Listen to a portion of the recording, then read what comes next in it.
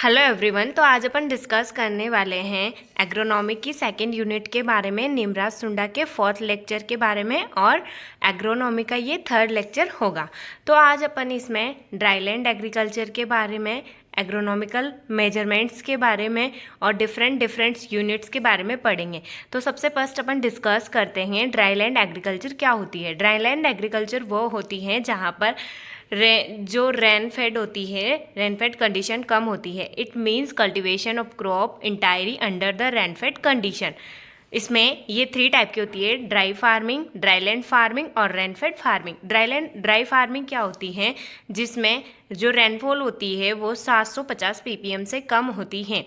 Cultivation of crop in the area wear annual rainfall is less than 75 mm less than. Crop failure due to the pregnancy, dry spell due crop period is most common. मतलब इसमें crop failure होती है, किसके कारण होती है? Dry spell के कारण। ड्राई स्पेल क्या होता है कि जैसे कि अभी बारिश हुई, फिर उसके बाद 15 दिन तक अगर बारिश नहीं होगी तो उसमें जो क्रॉप को वाटर की रिक्वायरमेंट होगी वो फुलफिल नहीं होगी, तो उसमें ड्राई स्पेल्स हो जाएगा, जिससे क्रॉप फेलियर होने के चांसेस होते हैं।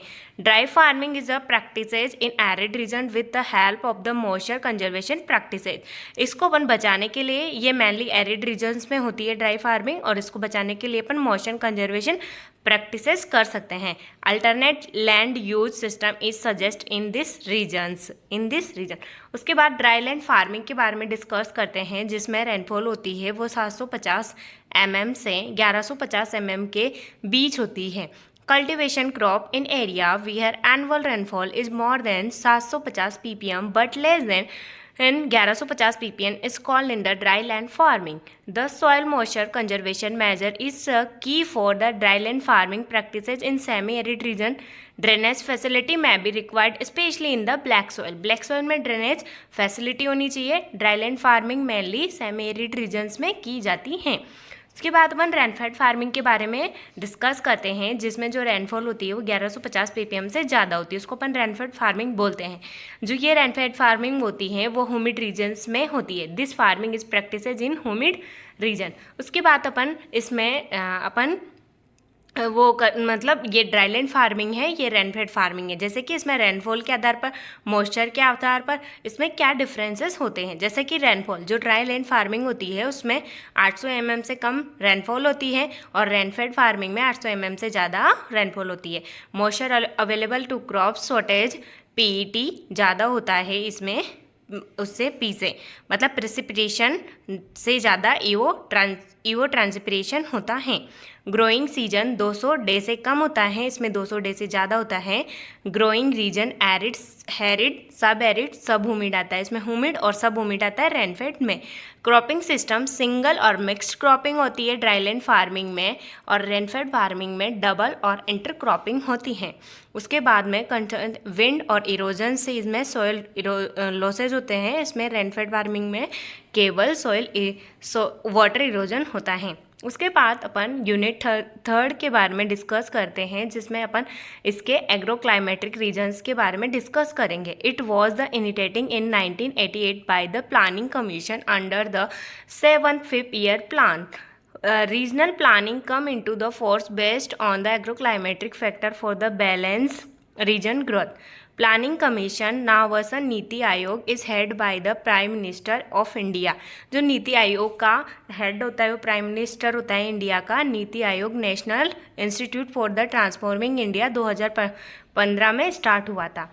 Agroclimatic zones. Agroclimatic zone are the classified based on the critical of the homogeneity in agro characters such as the rainfall, temperature, soil, topography, water resources and cropping system. इन सभी components के आधार पर agroclimatic Jones को divide किया गया है। According to the planning commission, India has been divided in the 15 agroclimatic zone. जो planning commission है उसके अकॉर्डिंग तो 15 एग्रोक्लाइमेटिक जोन्स हैं, और जो अकॉर्डिंग टू द नार्प और ICR, India has been divided 131 agroclimatic zones. तो ये बहुत इंपॉर्टेंट क्वेश्चन है कि प्लानिंग कमीशन के अकॉर्डिंग तो एग्रोक्लाइमेटिक जोन 15 है, और आईसीआर के अकॉर्डिंग 131 एग्रोक्लाइमेटिक जोन्स हैं। द ट्रांसगंगेटिक प्लान, जिसमें ये ट्रांसगंगेटिक प्लान्स हैं वो is coins by Punjab, Haryana, the union territories of Delhi and Chandigarh and Ganganagar district of Rajasthan.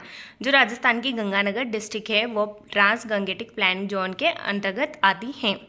It has the highest irrigated area, highest net sowing area, high cropping intensity and high ground water utilization। उसके बाद अपन agro ecological regions के बारे में बात करते हैं। Agro ecological zones is the land unit cut out of agroclimatic region that are the superimposed on landform and the kind of the soil and soil condition that act and modifier to climatic and length of the growing period. According to the NBSSLU, India has been divided 21 agroclimatic logical zones, now are 20. According to ICR, agroclimatic zones are divided 8 zones. ICR के according तो agro ecological region 8 है और NBSSLUP के according India में 21 agro ecological Jones हैं।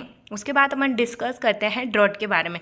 Drought क्या होता है? ड्रॉट वो कंडीशन होती है जिसमें रेनफॉल की डिफिशियंसी के कारण वाटर डिफिशियंसी हो जाती है, मॉइस्चर डिफिशियंसी हो जाती है। उस कंडीशन को अपन ड्रॉट बोलते हैं। A situation occurring in a year where annual rainfall is the less than 75% of the normal, now as a drought। Drought उसको बोलते हैं जब वह जो रेनफॉल होती है वो 75% से भी कम होती है, उसको अपन ड्रॉट बोलेंगे। और सेवरल ड्रॉट कब बोलेंगे? जब 50% की रेनफॉल की डिफिशियंसी देखने को मिलती है, उसको अपन सेवरल ड्रॉट बोलते हैं। Moisture availability index, it is the ratio between the rainfall weekly monthly at the 50% probability level to potential evapotranspiration of the corresponding period. Moisture available index को अपन जैसे कि रेनफॉल एट 50% प्रोबेबिलिटी, मतलब rainfall होने की 50% probability है upon भाई potential EO transpiration इतना है, तो इसका जो रेशियो होगा उससे अपन मॉइस्चर अवेलेबल इंडेक्स को निकाल सकते हैं।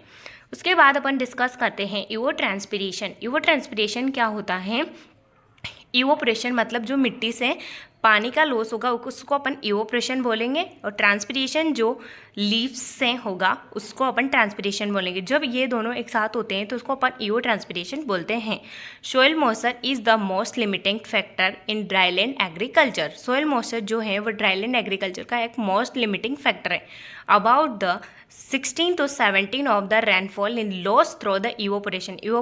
इवोपरेशन मतलब मिट्टी के द्वारा जो मॉइस्चर का लॉस होता है वो 60 से 70% तक होता है। The evapotranspiration is the evaporation from the soil surface and transpiration from the plant surface. Evapotranspiration losses can be reduced by the usage of mulching, anti-transpirants and wind breaks. इवोट्रांसपिरेशन को रोकने के लिए अपन क्या करेंगे? मल्चिंग करेंगे, anti ट्रांसपेरेंट्स का use करेंगे, wind breaks का यूज करेंगे।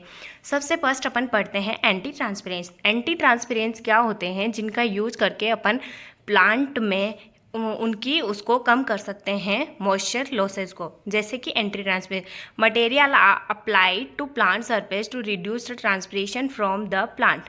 एंटी ट्रांसपेरेंस रिड्यूस फोटोसिंथेसिस, ये फोटोसिंथेसिस को रिड्यूस कर देते हैं। Enhance their use should be limited to save the crop from death under the several moisture stress. जब वो जो बहुत ज़्यादा मॉइस्चर स्ट्रेस हो जाता है प्लांट में, अगर अपन एंटी ट्रांसपेरेंट का यूज करेंगे तो अपन उनको बचा सकते हैं। They have the some practices yes the nursery and horticulture crops. Antitranspirants are mainly 4 type, 4 type के एंटी ट्रांसपेरेंट्स होते हैं। स्टोमेटा क्लोजिंग टाइप होता है first. They are the reduce water loss through closing stomata, ये जो stomata को बंद कर देता है जिससे वाटर लॉसेस कम होता है उसकी पत्तियों की सरफेस से। जैसे कि इसके एग्जाम्पल हैं पी फिनाइल मर्क्यूरिक एसिड, जिसको अपन PMA भी बोलते हैं। Atrazine carbon dioxide also act on the effective anti transparent, ये स्टोमेटा क्लोजिंग है। कौन से हैं? एट्राजीन है, कार्बन डाइऑक्साइड है, मर्क्यूरी फिनाइल मर्क्यूरिक एसिटेट हैं, और इसमें अपन ABA का हार्मोन का भी यूज करते हैं स्टोमेटा क्लोजिंग टाइप में। उसके बाद सेकंड आता है फ्लेम फिलिंग फॉर्मिंग टाइप, जो check transpiration loss of water due to the formation of thin film with the act and the physical barrier, ये फिजिकल बैरियर के रूप में काम करता है। इससे अपन एक पतली लेयर बना देते हैं प्लांट्स की सरफेस पे, जिससे उसमें जो वाटर लॉसेज है वो रुक जाते हैं। जैसे कि इसमें इसके एग्जांपल्स हैं मोबिलीप, हेक्सा डाइनोगोल, सिलिकॉन ऑयल, वैक्स। उसके बाद अपन थर्ड बात करते हैं रिफ्लेक्टिंग टाइप, जिससे क्या होता है कि वापस जो सूर्य की जो हीट्स आ रही है वो रिफ्लेक्ट कर देता है, जिससे उसका सॉइल मॉइस्चर रुक जाएगा। This chemical are reflected the radiation and reduce leaf temperature, जिससे लीफ का टेम्परेचर क्या हो जाएगा, रिड्यूस हो जाएगा। Application of the kaolin at the rate of 5% reduce transpiration in losses, और इसमें अपन रिफ्लेक्टिंग टाइप में लाइम का भी यूज करते हैं। उसके बाद आता है ग्रोथ रिटार्डेंट, जो ग्रोथ को क्या कर देता है, शूट ग्रोथ और रूट ग्रोथ को क्या कर देता है, रोक देता है। मतलब शूट ग्रोथ को रोकेगा और रूट ग्रोथ को बढ़ाएगा, जिससे रूट ज़्यादा अगर डेप्थ तक जाएगी तो जितना भी डेप्थ में वाटर होगा उसको वो एब्जॉर्ब कर पाएगी। They also the induce stomata closing, example cycocels, wind breaks and shelter beds. Wind breaks are the such structure which break the wind flow and reduce the wind speed, while shelter bed are the row of tree shrubs plants according, मतलब इसमें trees और सबको लगा देंगे shelter